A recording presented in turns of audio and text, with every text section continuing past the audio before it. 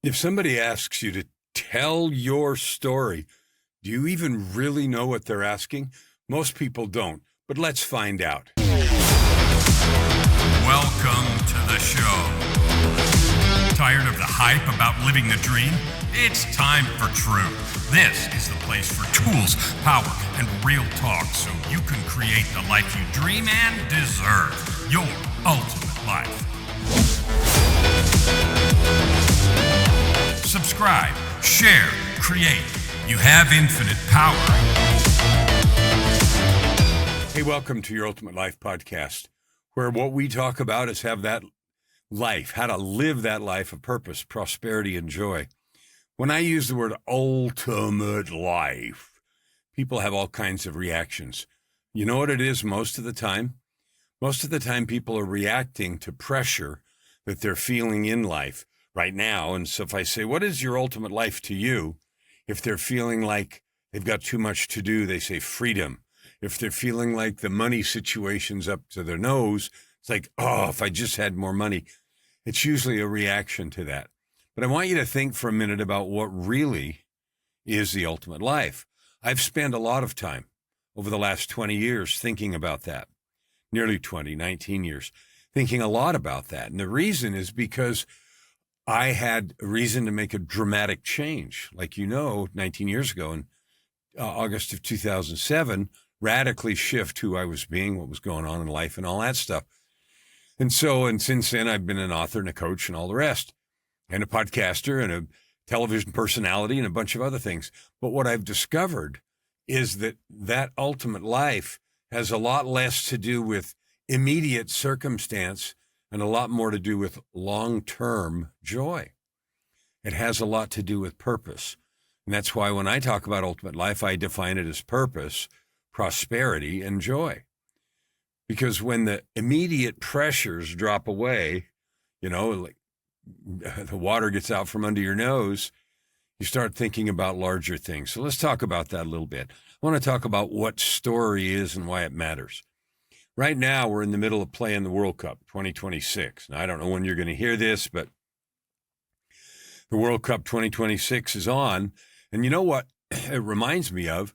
I remember during sort of the last parts of COVID in 2022, when we had the World Cup in Qatar, and how interesting that was. And it's hard for me to believe 4 years have gone by since then.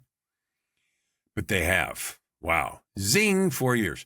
So the stories that are being told in the World Cup right now are amazing. There was one country, and I've forgotten which one it was right this second, first ever international goal. There's been all kinds of draws in these first sets of games in all the groups. This is the first World Cup they've had at 48 teams. And, some people were saying, wow, that's too many, et cetera, et cetera. I don't know. What I've discovered is I like it. I hope maybe they expand it in 2030 to 64 teams. It's fun to have a lot of more teams playing, a lot more story, a lot more drama, and it makes it more fun, at least for me. And I'm certainly not a seasoned World Cup person. I didn't even really know much about soccer other than what it was, soccer in the U.S., football everywhere else. I didn't know much about it until Joy and I got married 19 years ago, and I started to learn about it and names and players and places and rules and people and how exciting it was. And since then, my interest has gone up gradually every year. And now after 19 years, I'm pretty interested, and I love it. But the stories that are coming out of that, they're not chronology. So let's talk about what story is and what it isn't. Sometimes when people talk about their story, what's your story? People think of chronology, like an autobiography. I was born in San Francisco in 1955, and I grew up in the San Francisco Bay Area. We sort of tell a chronology. That has a place, but it's not where the power of your story comes from, right? That's not what's interesting. Sometimes people think of it as a trauma dump. So when they think about story, they think of all the hard things that have happened, and as if those hard things happening was what defined their story and their life. That's not true either. So there is a place for a chronology.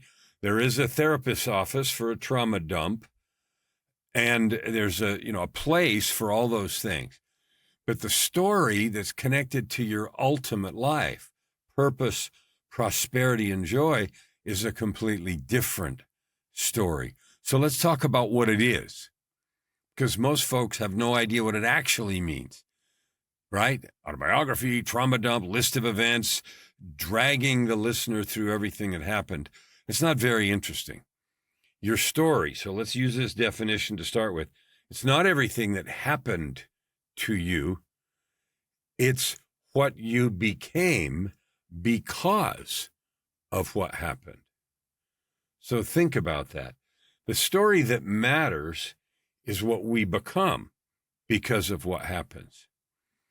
I want you to think about something in our world right now where we're so obsessed with money, and there's a big movement now, at least among some tiny fraction of the world, that says all billionaires and trillionaires ought to be banned, and they didn't earn it, they're evil, they need to go to jail or be stripped of whatever, right? And I think that's on the heels of, a societal movement, but also I think Elon Musk has become the world's first trillionaire I think he is, with the public IPO of SpaceX, because that went far better than was predicted by some. And so his ownership puts him, at least on paper, in the trillionaire category. Wow. So there's that movement going on. And there's an obsession with glamour and cars and mansions and travel and places and things. And all that is like a big deal. But you know what? None of that actually matters at all. And I just say that boldly. It doesn't matter a hoot in hell. And the reason it doesn't is you can't take it with you. You might have pomp and circumstance running out your ears all during your life, red carpets and bank accounts and houses and travel and everything else. And that's for 15 microseconds in the length of the universe, in the length of eternity, in the length of your own life. You existed before now, and you're going somewhere after. You know that. So this micro dot, decorated with all that pomp and, stuff that's just for show, I guess, doesn't really mean anything. And in your heart, you know that. And it's a scary thing, because then it brings us to the question of what really matters then. Because none of that you're taking with you. Nobody's going to ask you later, what were you the CEO of? What did you fail at? Everything that we take with us is who we are. And that's where it gets to this story part. Because the story that matters is not what happened, but what you became because of what happened. So let's talk about more about 2 or 3 different ways to say that. Your story. So what is your story? Your story is not your timeline. It is your transformation. Your story, the events are not the story. What you became is the story, right? The story is not what happened. It's what happened inside of you. That's the real story. So when you think about your own story, I want you to think about it in those terms. What has happened inside of you? Now, for some people, they go through a set of difficulties and they remain shriveled and bitter. You and I have both met people like that. They're angry, they're frustrated, they're mad at the world, mad at God, the economy, whoever's leader of their country, president, prime minister, whatever. They're mad at them, they did it, or the unfairness of the world did it, or the billionaires did it, or whatever it is, right? We have a story about how we've been hard done by. So that's just a list of wounds. And what that says is, okay, all this bad stuff, and bad is in quotes, right? Who says it's bad? All this stuff happened to me. I decided that it was bad. It left me helpless with an addiction to mediocrity and living in a state of learned helplessness. And so it becomes an excuse for who I am. It becomes a therapy session in public. It becomes the reason. It's just the way I am. You'd be like this too if all this happened to you. No, that's not true. You would only be like that too if all this happened to you, whatever this is, if you reacted the same. You know that's true. Let's do a silly example. It's raining. One person goes outside and dances in the rain, loves it. Another person says, you wrecked my picnic. Don't rain on my parade. Same rain, same day, same sky, same temperature. One person has having a good experience and the other one a bad one.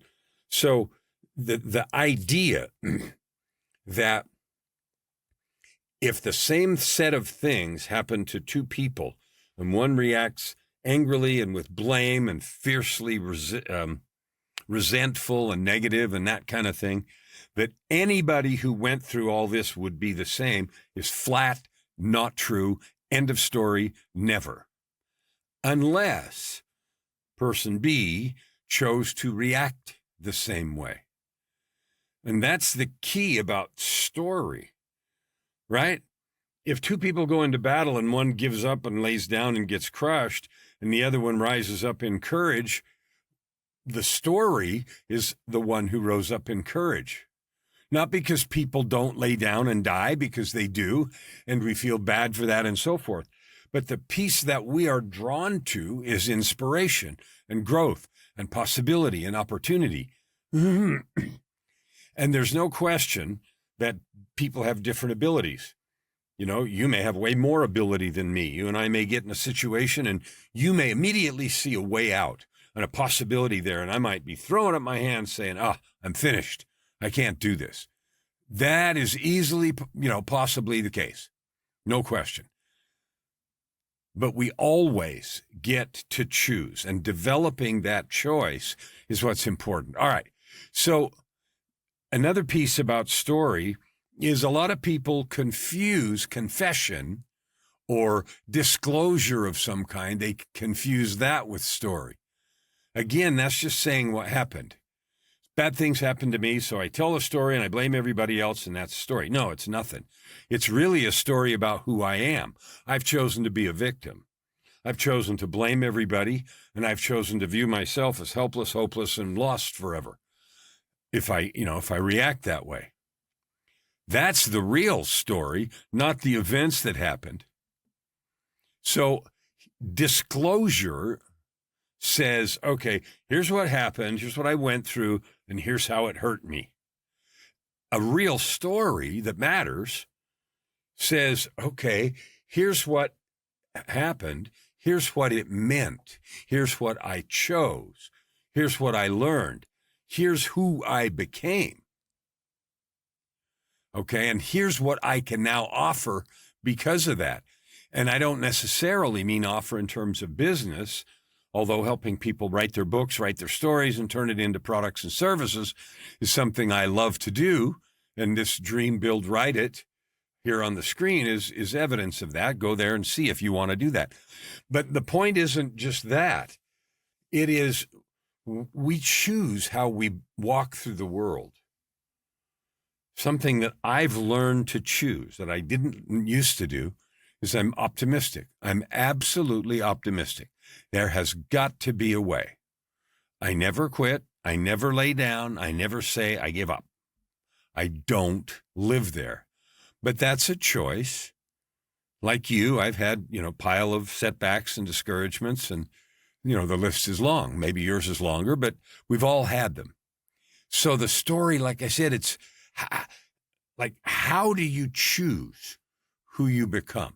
That's what the real story is. So when I talk to people, and I had a chance to talk to a couple folks yesterday, brand new folks, and I do several a week, sometimes 8, 10, sometimes more. And I set up my life that way on purpose because I love people. I love you. I love meeting people. I love getting to know, guess what, their story. Not, okay, this and this and this happened, but, okay, cool, that happened. Now what? I was just following a thread in one of the groups that I belong to on WhatsApp or Signal or something. And there was a touching and powerful story. And the story wasn't, and it was real, and it was one of the people, about an illness that was serious and real problems. But the story is how some members of the group rallied, found some help, found a practitioner that could do really cool stuff, connected them, got them together, and did a beautiful thing. And I don't know all the details. But the thing that moved me in the thread wasn't the illness. That's sad, but everybody's got them, some more than others. I'm not downplaying. But the choice that people made to help, and the choice that the person who was struggling, ill, made to go get the help and lean in and love. And so that is the story. So when I talk about story, which I do all the time, that's what I'm talking about. Now, here's what I want you to, in that context with describing what story is, here's what I want you to hear again that I've said before.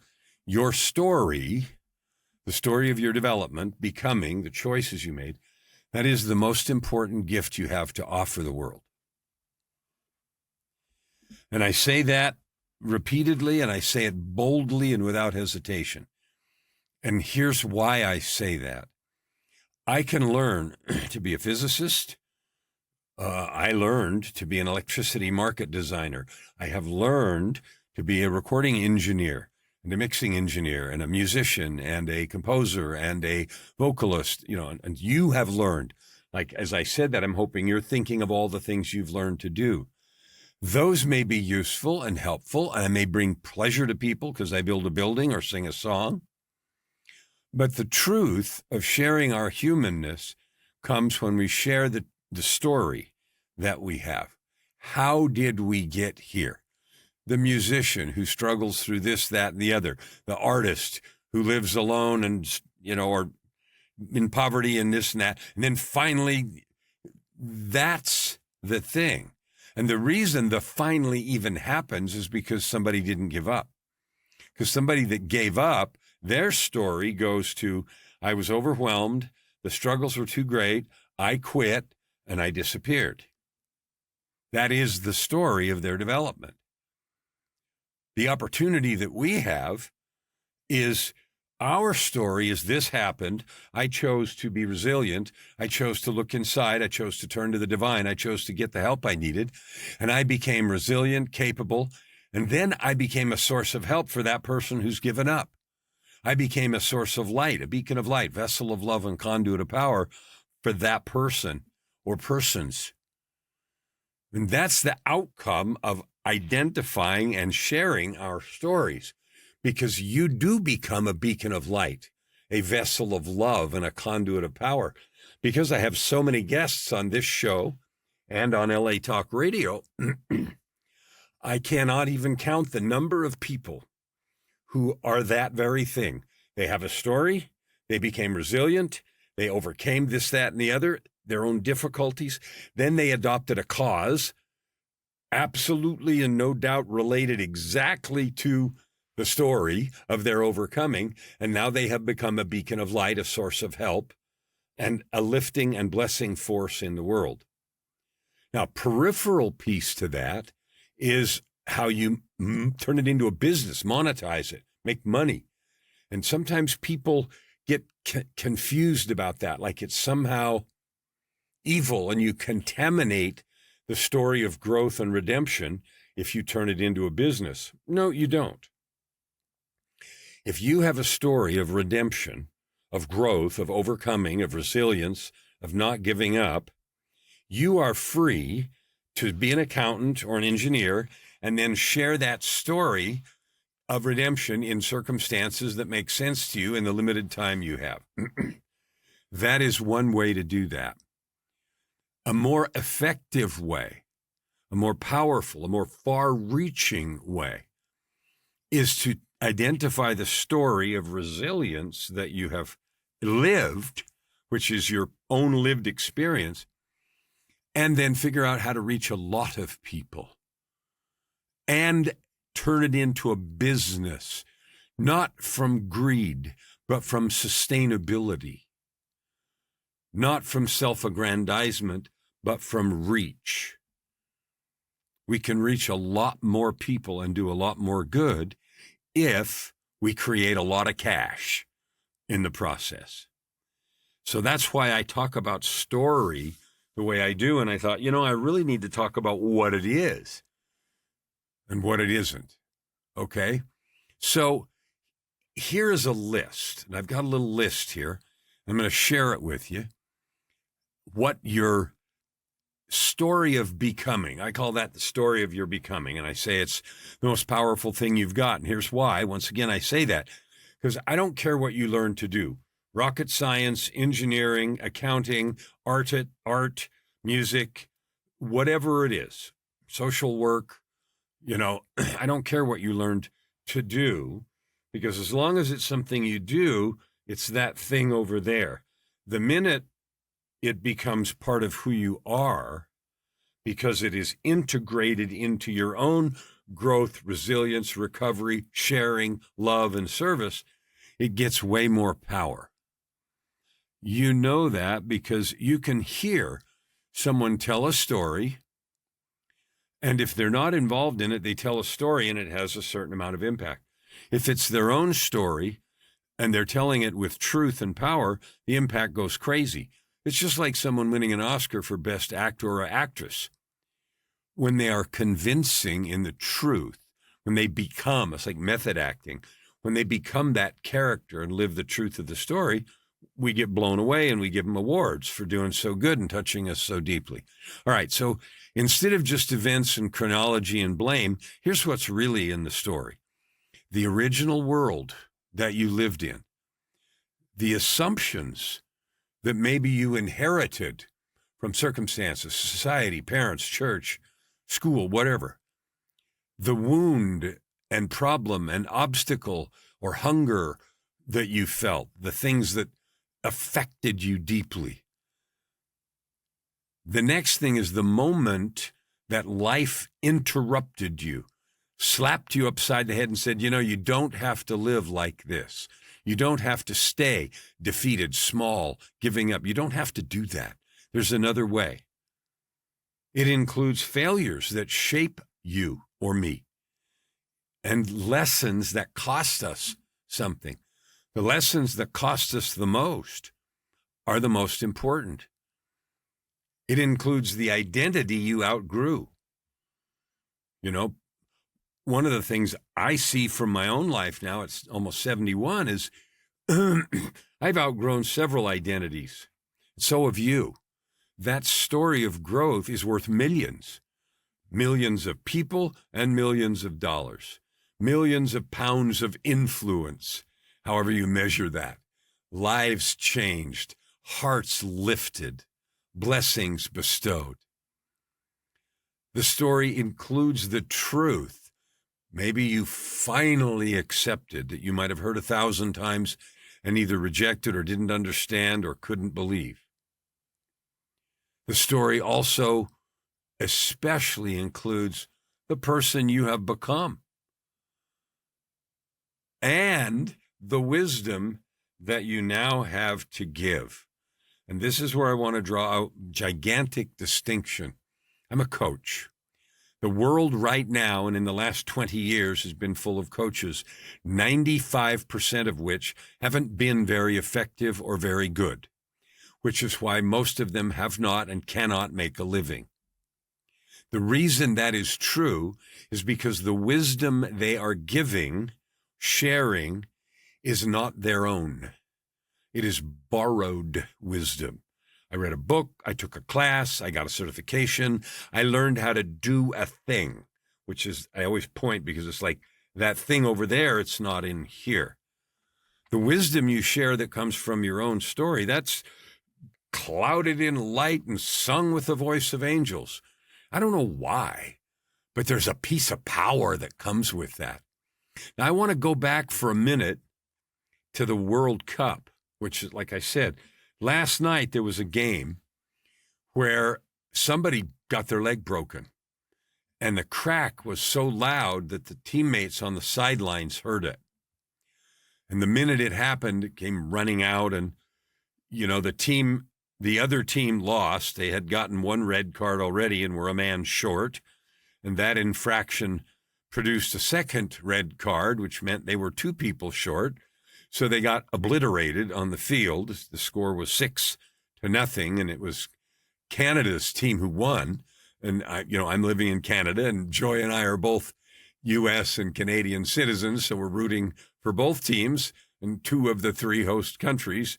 I haven't got Mexican citizenship, although I have a client who's getting dual citizenship with the U.S. and Mexico. But anyway, that is part of the story of this World Cup, the story of teams who rise and fall. Like I said earlier, there's been so many draws. Like Brazil had a match where they 1-1, a team that you would have thought, they're going to obliterate. Nope. And so the growth of the tournament to 48 teams and all the draws in this first round, and we're nearly done with the first round as I record this, but I know there's going to be more and more stories. But the stories aren't the chronology. They're the emotional events that unfolded, like the broken leg, which is, a travesty for that guy. But who knows what that's going to become, right? For the Canadian team. All right, so the story of events, like we just had the Olympics in February this year, which is 5 minutes ago from my clock, and it's now almost July. There was story there, legend and story and performances, and it was a little bit of chronology. So here's what I want to invite you to think about. Your story is worth $1 million.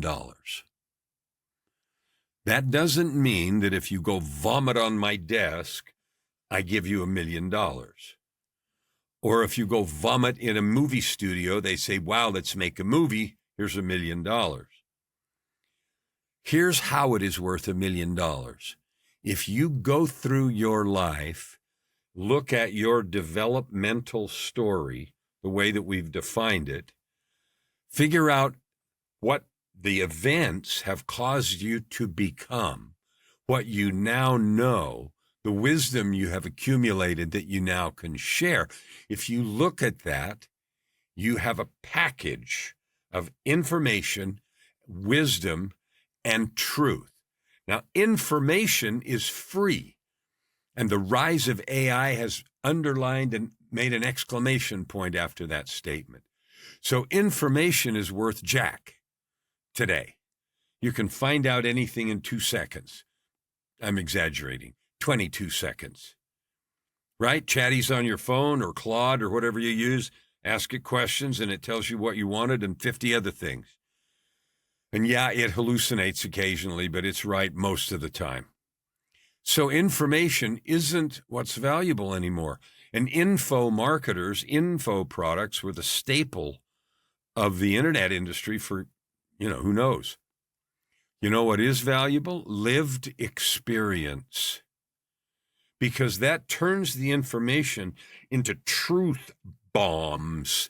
It turns it into truth capsules, light, beacon of light, vessel of love, conduit of power is what I like to say. So it isn't the events, the cancer or the bankruptcy or the addiction or the divorce or the abuse or the collapse. It's really not that. Those are the precipitating events and they matter. Maybe it's smaller than that. It's not none of those big old honking things, but it's maybe quiet discontent or a spiritual hunger or underused gifts. I'll bet you right now, $100, you have several underused gifts that would make you happy to use them, that you'd love to share, and that you can get paid well for. Other things that look smaller could be leadership pressure, a marriage that is, struggling, that is now forcing some honesty. Maybe a business that really is exposing your identity. Maybe it's years of pretending that finally has become unbearable. Those are different kinds of things, but they're just as powerful, if not more powerful. You don't need a Hollywood tragedy to have a transformational story. So often when I talk to people about their own stories, here's what I hear. Well, I got nothing. I didn't grow up in a grumpy place. I wasn't abused. I didn't have this. I didn't have this. I didn't have that. I got nothing. That is the furthest thing from the truth. You have everything. You have all the events and circumstances that turned you into the person who is yearning to add good to the world and doing what you can to make that happen. That is already enough. So the question isn't, do you have a story? The question is, are you willing to do the work to use it? Simple. Are you willing to figure out what matters in the story if it isn't the events, but the things underneath the events and what happened to you, with you, for you, because of it? Are you willing to do that? Because that is where the juice is. That's where the influence is. That's where the power is. But most people don't want to do that work. And here's the subtle sadness underneath that. It's not that you don't want to share what you have and know. It's that you're afraid. It's not big enough. Nobody would listen. Who cares what I have to say? It's already been said. So what good am I to say it again? Those are the most tragic words I can imagine. It's not true, not true, not true, and not true every time. Your story was perfect for you. It has developed you into the genius, loving, loved, beautiful being you are today that has a yearning to do good and add good to the world. The story of becoming is where pain, choice, truth, and identity meet in a powerful nexus. And it doesn't have to be out of tragedy. Yeah, they write, movies or make movies and write books out of heroic and tragic things. And most people never have those. And so we get the idea that we got nothing. And that's not true. And you know what? If you sit quietly, you know that in your heart. So I invite you to hear my invitation. DreamBuildWriteIt.com is the official place where I will share all kinds of stuff with you about how to do something with it. Your life has been teaching you all the way along. And the question is always whether or not we've been listening. And the next question is, are we willing to share? Are we willing to get past the feeling of not enoughness? Are we willing to get past the feeling of who am I to say X? Who am I to write this book or create this program or stand as a beacon for this principle of truth that I have walked through the fire to learn?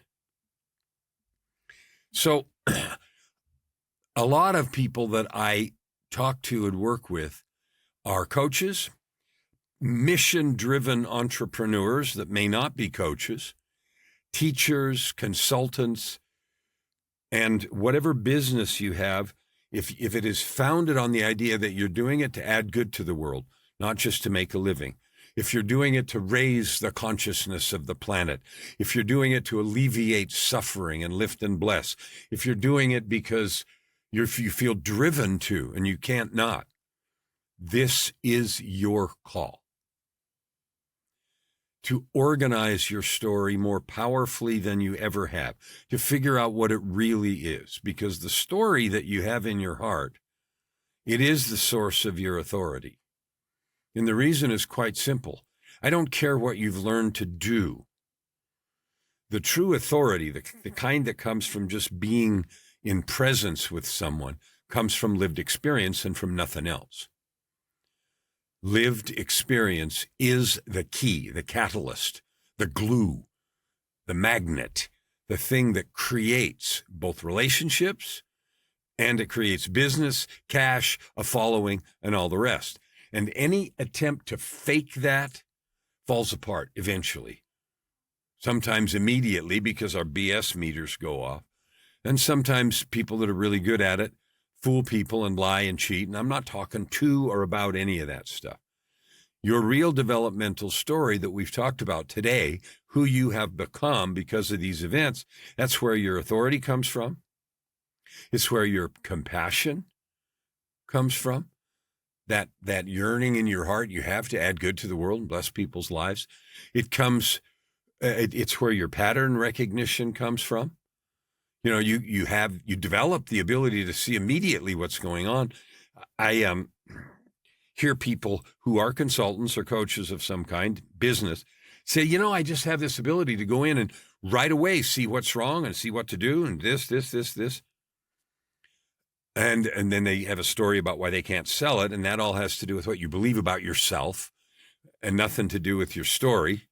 It has to do with what you believe it's worth, right? You could say, I can do that. And then two funny things happen. Then they follow up and say, but I can't do that for myself. I can't see what's wrong with my own business, my own life, my own marketing, my own whatever. There's a deficiency, a difficulty there. I know you know that. All right. So it is the source of your language. When you're talking about your own lived experience, you don't stumble for words. You know exactly what to say. If you're talking to someone, either written or in a podcast or in a recording or in a video or face-to-face, who has gone through the same or similar experience, you know exactly the kind of words to use, exactly what they're thinking and feeling. Why? Because you've wandered through the same minefield. Your story is the source of your language and your conviction. It is also the source of the method that you have, even if you haven't organized it and named it. Your story is the source of your method. I was talking to a fellow who was a guest on podcast here a few weeks ago, and I asked him about his work, and he told me some stuff, and I said, oh, well, that's your method. You do this. I don't have a method. No. Rejected it, but it was just not true. It was clear as the sunshine. The method was 1, 2, 3, 4, 5, 6. And I named him 1, 2, 3, 4, 5, 6. And, you know, I wasn't trying to convince him, but it was really clear. So you have a method for teaching the truths that you have learned in your story. Organizing that method is up to you, but it will extend your reach, help you make more, not only more money, but have more impact and become more effective in what you're trying to do. Your story is also the source of your fire. Like, it's really easy to get fired up about things that you have in your heart. I got a guy that was a guest a while ago on podcast. He lives in Australia, and his daughter died from, an eating disorder. And he had a crusade about that and got a law passed in Australia and a bunch of stuff. You think there was fire there? Yeah, from the experience. So your fire comes from the experience. Your authority comes from your experience. Your method comes from your experience.